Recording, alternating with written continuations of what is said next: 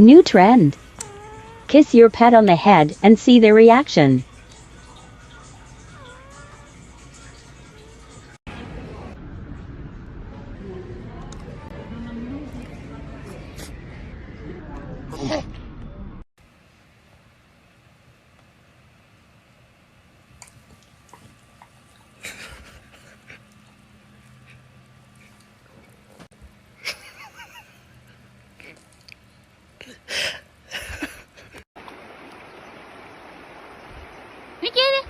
気合いで。冷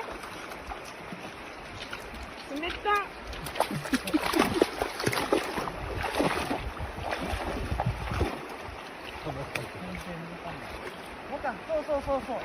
お、いいね、いいね。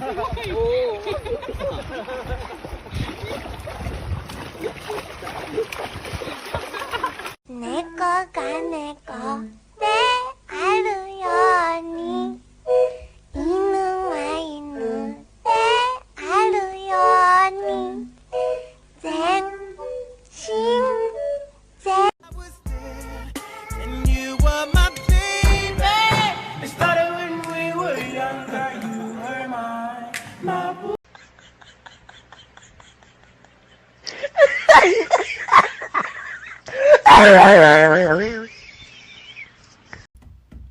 Hera.